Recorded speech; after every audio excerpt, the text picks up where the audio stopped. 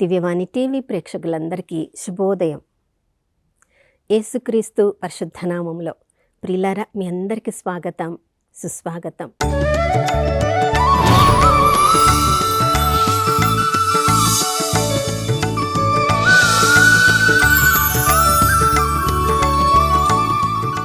గడిచిన కాలమంతా కోడి తన రెక్కలను చాచి తన బిడ్డలను కాచుకున్నట్లుగా నిన్ను నన్ను ఎన్నో ప్రమాదాల నుంచి, ఎన్నో కన్నీరు కార్చే పరిస్థితుల నుంచి కంటికి రెప్పలా కాచుకున్న ఆ దేవాతి దేవుడు ఎంత ప్రేమగల మన ప్రియ పరలోకపు తండ్రి. ప్రియులారా, నిన్నటి వరకు కాచిన దేవుడు ఈరోజు కాచి కాపాడా? నిన్నటి వరకు మన అవసరములన్నీ తీర్చిన దేవుడు ఈరోజు మన అవసరములలో మనల్ని చేయి వదిలివేస్తాడా? ప్రతిరోజు మన అవసరములను మించి ప్రభు అన్నీ కూడా మన కొరకు సిద్ధం చేసి పెట్టుంటారు. పరలోకంలో అన్నీ సిద్ధంగా ఉన్నాయి.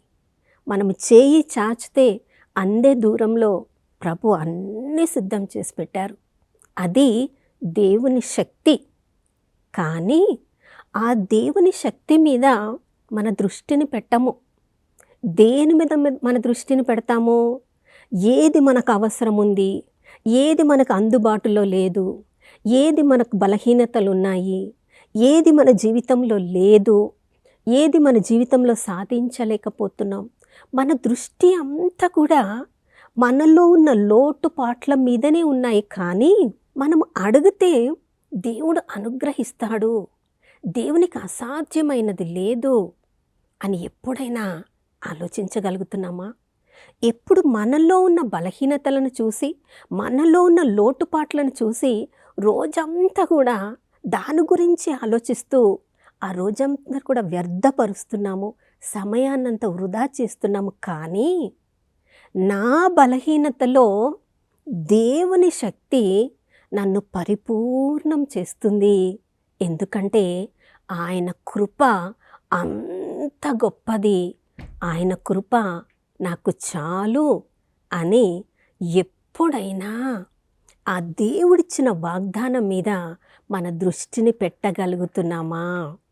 కొరింథీయులకు రాసిన 2వ లేఖ 12వ అధ్యాయము 9వ వచనంలో ప్రభు ఎంత స్పష్టంగా పౌలు భక్తుడితో అప్పుడు మాట్లాడాడు కదా. ప్రియులారా, దేవుడు వాగ్దానం ఇచ్చాడంటే అది లోకంలో మానవులుగా జీవించే ప్రతి వ్యక్తి కొరకు.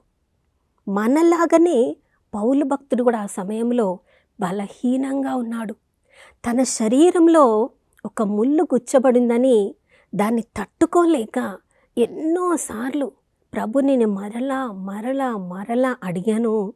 కానీ ప్రభు చెప్పారు, నా కృప నీకు చాలును, నువ్వు ఎప్పుడెప్పుడు బలహీనంగా ఉంటావో నా శక్తి నిన్ను పరిపూర్ణంగా చేస్తుందని పౌలు భక్తుడితో చెప్పినప్పుడు, ఇంకా ఎక్కడైనా ఏ లేఖల్లోనైనా ఆయన ఈ బలహీనతను గురించి, మరలా తనలో ఉన్న బలహీనతను గురించి ఎక్కడైనా ఆయన రాశారా? ఒక్కసారి తన బలహీనతను గురించి చెప్పినప్పుడు దేవుడు ఏ వాగ్దానం ఇచ్చారో ఆ వాగ్దానాన్ని పట్టుకున్నారు. దేవుని శక్తి నా బలహీనతలో నాకు చాలు అని, నాలో ఉన్న దేవుని శక్తి నన్ను నడిపిస్తుందని ముందుకు సాగిపోయారు. ఎన్నెన్ని ఆయన లేఖలు రాశారు, ఎన్నెన్ని దేవాలయాలు కట్టారు, ఎన్నెన్ని సంఘాలు, ఎన్నెన్ని దీవుల్లో ఆయన సంఘాలను ఏర్పాటు చేశారు. తన చెరసాలలో ఉన్నప్పుడు కూడా ప్రియులారా, దేవుని సేవ చేయకుండా మానుకున్నాడా? నేను చెరసాలలో ఉన్నాను కదా, నేను ఎలా దేవుని సేవ చేయాలి? దేవుడు నన్ను బయటకు విడుదల చేసినప్పుడే నేను సేవ చేస్తానని అన్నాడా? ప్రియులారా, అక్కడ కూడా సమయాన్ని వృధా చేయకుండా ఎన్నెన్నో సంఘాలకు లేఖలను వ్రాస్తూ ఉన్నాడు, వాళ్ళను ధైర్యపరుస్తున్నాడు. అసలు చెరసాల బయట ఉన్నవాళ్ళు ఆయనకు లేఖ రాసి పౌలు భక్తుని ఆయనను బలపరచాలి, దృఢపరచాలి, ఆయన విశ్వాసాన్ని దృఢపరచాలి. కానీ అతడు దేవుని శక్తి నా మీద ముమ్మరంగా ఉంది అని దాన్ని అందరికీ చూపించడానికి బయట స్వతంత్రంగా ఉన్న సంఘాలకు అవి ఎక్కడ పడిపోతాయో, దుష్టుడు వాటిని ఎక్కడ నాశనం చేస్తాడో అని చెరసాలలో ఉండి కూడా తన బలహీనత మీద దృష్టిని పెట్టకుండా తన శక్తి, దేవుడు ఇచ్చిన ఆ జ్ఞానాన్ని లేఖల రూపంలో సంఘాలకు అతడు ఉపయోగించాడు. ప్రియులారా, కొరింథీయులకు రాసిన మొదటి లేఖ 14వ అధ్యాయం 20వ వచనం మనం చదువుతున్నాం. ఇంకా ఎంతకాలము చిన్న పిల్లల వల్లే మనం ఆలోచిస్తూ ఉంటాం? ఇంకా ఎంతకాలము మనకి జరుగుతున్న చెడు, మనకి జరుగుతున్న అన్యాయం, మనలో ఉన్న బలహీనతలను చూసుకొని ఈ పరిస్థితుల వల్ల ఇటువంటి ప్రమాదాన్ని నేను ఎదుర్కొన్నాను కాబట్టి, నేను ఈ పరిస్థితుల్లో ఉన్నాను కాబట్టి నేను ఏమి చేయలేకపోతున్నాను, ఎంతకాలం ఇంకా చెప్తూ ఉంటాం? ఎంతకాలం ఇంకా బలహీనతలోనే మనల్ని మనం చూసుకుంటూ ఉంటాం? మన ఆలోచనలో మార్పు రాదా? మన ఆలోచన పరిణతి చెందదా? ప్రభు అడుగుతున్నాడు, మీ ఆలోచన మార్చుకోనండి. ఎఫెసీయులకు రాసిన లేఖ 4వ అధ్యాయంలో చెప్తున్నాడు, మీ మనస్తత్వాన్ని నూతనీకరించుకోనండి. బలహీనతల మీద కాదు దృష్టిని పెట్టేది, ఆ బలహీనతలో కూడా మన ఆత్మలో ఉన్న పరిశుద్ధాత్మ దేవుని శక్తిని మనం చూడగలిగినప్పుడు మనకి లోకంలో అసాధ్యమైనది లేదు. ప్రియులారా, యెషయా గ్రంథం 42వ అధ్యాయంలో ప్రభు చెప్తున్నాడు, నేను నిన్ను ఎన్నుకున్నానయ్యా, నీకు రూపమిచ్చింది నేను, నీకు బలమిచ్చింది నేను, నీ ద్వారా గొప్ప కార్యాలు చేయాలని నేను ఆశపడుతున్నాను. నీవేమో నీ బలహీనతల వైపు నువ్వు చూసుకుంటూ దానిలోనే నీ సమయాన్నంతా వ్యర్థపరుస్తున్నావు. కానీ దేవుడేమో మన గురించి గొప్ప గొప్ప కలలు కంటున్నాడు. ఎప్పుడెప్పుడు మన బలహీనతల వైపు మనం చూడకుండా మనలో ఉన్న దేవుని శక్తి మీద మన దృష్టిని మనం కేంద్రీకరించగలిగితే మనల్ని మనము విడిపించుకోవడమే కాదు, మన ద్వారా జాతులకు నిబంధనగా దేవుడు మనల్ని చేస్తున్నాడు. జాతులకు జ్యోతిగా చేయాలని దేవుడు ఆశపడుతున్నాడు. ఎంతోమంది గుడ్డివారికి దృష్టిదానం మన ద్వారా జరగాలని దేవుడు కోరుకుంటున్నాడు. ఎంతోమంది బందీలుగా ఉన్నవారికి, వాళ్ళు మానసికంగా బందీలుగా ఉండవచ్చు, శారీరకంగా బందీలుగా ఉండవచ్చు, వ్యసనాలలో బందీలుగా ఉండవచ్చు, వారందరికీ విడుదలను కలిగించడానికి దేవుడు నిన్ను నన్ను తన శక్తిని మనలో ఉన్నది చూసి గమనించమని దేవుడు ఆశపడుతూ ఉన్నాడు. మనమేమో మన బలహీనతలను మనమే చూసుకొని ఎప్పుడు మనకు విడుదల కలుగుతుందా అని మనము ఎంతో సమయాన్ని వృధా చేస్తున్నాం. పౌలు భక్తుడు నీలాగా నాలాగా తన బలహీనతలను చూసి సమయాన్ని వృధా చేసి ఉంటే ఎంత గొప్ప అపోస్తలుడు అయ్యి ఉండేవాడు కాదు. యేసు ప్రభువుతో జీవించిన అపోస్తలుల కంటే ఇంత గొప్పగా అతడు సేవ చేయగలిగాడంటే ఎందుకు? తన బలహీనతల మీద దృష్టిని పెట్టలేదు, కానీ తనలో జీవిస్తున్న పరిశుద్ధాత్మ దేవుని శక్తి ఎంత గొప్పదో దాని మీద దృష్టిని పెట్టాడు.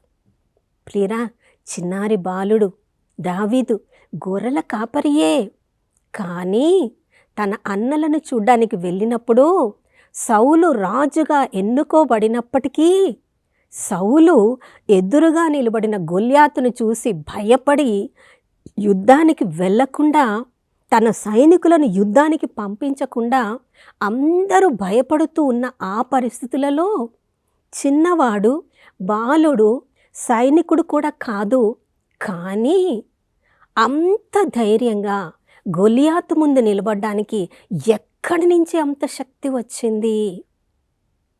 దావీదుకి దేవునితో ఉన్న సంబంధం వలన. ఎప్పుడు కూడా దావీదు కీర్తనలు పాడుతూ, స్తుతిగీతనాలు పాడుతూ ఆ దేవుని సన్నిధితో తనను తాను నింపుకొని ఉన్నాడు. కాబట్టి అక్కడ ఇశ్రాయేలు దేవుని తూలనాడుతున్న గొల్యాతు మాటలు విన్నప్పుడు దావీదు చిన్నవాడే, కానీ దావీదులో ఉన్న దేవుని శక్తి, పరిశుద్ధాత్మ శక్తి అతన్ని ప్రేరేపించి పరలోక సైన్యములకు అధిపతి అయిన దేవుణ్ణి తూలనాడడానికి నీకు ఎంత ధైర్యం, ఈరోజే ఆ దేవుడు నా ద్వారా నిన్ను సంహరిస్తాడని విశ్వాసపు మాటలు పలికించాడు. దావీదు ధైర్యంగా ఆ మాటలు పలికాడు. ఎందుకంటే తనలో ఉన్న దేవుని శక్తి ఏంటో దావీదుకి బాగా తెలుసు. ప్రియులారా, తన అన్నలు ఒకవైపు నువ్వు నోరు మూసుకో, నీకు నీకు యుద్ధం చేయడం రాదు, నువ్వు సైనికుడు కాదు, నువ్వెందుకు ఇక్కడికి వచ్చావని ఎంత అతన్ని ఆపాలని చూసినా అతనిలోని దేవుని శక్తి దావీదును ముందుకే నడిపించింది, కానీ విజయం వైపుకి నడిపించింది, కానీ అపజయం పాలు చెయ్యలేదు. నా ప్రియ సహోదర సహోదరి, మనందరి జీవితాల్లో బలహీనతలు ఉంటాయి, మన కుటుంబంలో బలహీనతలు ఉంటాయి. ఇంకా ఎంతకాలము వాటిని చూసుకుంటూ ఇక మనకు విడుదల లేదు, ఈ వ్యసనాల నుంచి విడుదల లేదు, ఈ పరిస్థితి నుంచి విడుదల లేదు, ఇక మా కుటుంబం ఇంతే, నా జీవితం ఇంతే అని ఎంతకాలం అనుకొని నీ యొక్క విజయానికి నీవే అడ్డుగోడగా ఉంటున్నావు. ఈ ఉదయకాలంలో ఈ వాక్యాన్ని వింటున్న నా సహోదరుడు సహోదరి, దేవుడు నీతోటే మాట్లాడుతున్నాడు. ఇంకా ఎంతకాలం ఆ పడకల్లో నేను పడుండి ఉంటావు, ఇంకా ఎంతకాలము ఇక నేను చనిపోతాను, ఇక నేను బ్రతకనని నీ నోటితో నువ్వు ఎందుకు నిన్ను నువ్వే అలా సిద్ధం చేసుకుంటున్నావు. ఇక ఎంతకాలము ఈ అనారోగ్యంతోనే నేను ఉంటాను, నేను ఇలానే జీవిస్తానని అంటావు. కానీ ఎందుకు నీ మాటలను మార్చుకోలేకపోతున్నావు, నీ ఆలోచనను మార్చుకోలేకపోతున్నావు, నీలో ఉన్న దేవుని శక్తిని గమనించలేకపోతున్నావు. నాకు అసాధ్యం కావచ్చు, కానీ నా ఆత్మలో ఉన్న పరిశుద్ధాత్మ దేవునికి ఏ పరిస్థితి కూడా అసాధ్యము కాదు. నన్ను ఈ పడక నుంచి పైకి లేపగలరు, ఈ వ్యసనం నుంచి పైకి లేపగలరు. ప్రభువు జీవిస్తున్నారు కాబట్టి నేను కూడా జీవిస్తాను. అది దేవుని శక్తి నాలో ఉన్నదని నువ్వు ఎందుకు మాట్లాడలేకపోతున్నావు? బైబిల్ గ్రంథాన్ని పట్టుకో, బైబిల్ గ్రంథంతో సమయాన్ని గడుపు. దివ్యబలి పూజలో పాల్గొన్నప్పుడు, పట్టణాలను చదివినప్పుడు, వాక్యం మనకి బోధించబడినప్పుడు దాన్ని మరలా ధ్యానం చేద్దాం. ఆ వాక్యం యొక్క సారాంశాన్ని మన జీవితంలో అన్వయించుకుందాం. బలహీనతల వైపు చూడ్డానికి కాదు ఈ ఉదయకాలము దేవుడు నిన్ను పిలిచింది. నీలో ఉన్న దేవుని శక్తి ద్వారా ఎంతోమందికి నీవు నిబంధనగా ఉండడానికి, జాతులకు జ్యోతిగా ఉండడానికి. అది నీ పేరు. ఆ క్రొత్త పేరుతో నువ్వు పిలువబడాలి. దానికి నువ్వు సిద్ధపడుతున్నావా? అయితే నాతో ప్రార్థనలో ఏకీభవించు. పరిశుద్ధమైన దేవానికి స్తోత్రములు తండ్రి. మా అందరి జీవితాలలో ఏదో ఒక పరిస్థితి మమ్మల్ని బాధిస్తూనే ఉంటుంది ప్రభువా. ఆదికాండం 22వ అధ్యాయంలో నాయన ఒకే ఒక వాగ్దాన పుత్రుని పొందిన అబ్రహాము ఇసాకును నీవు బలిగా అర్పించమన్నప్పుడు అయ్యా అదొక పెద్ద బాధలాగా అబ్రహాము చూడలేదు, నిన్ను నిందించలేదు, దాని గురించి ఆలోచించలేదు, తన గురించి తన భార్యకు చెప్పలేదు, తన యొక్క పనివారికి చెప్పలేదు, నిన్ను అందరి ముందు చెప్పి నిన్ను ఒక నిందితుడిగా మార్చలేదు ప్రభా. ఎందుకంటే అబ్రహాము నీ యొక్క శక్తిని ఎరిగి ఉన్నవాడు.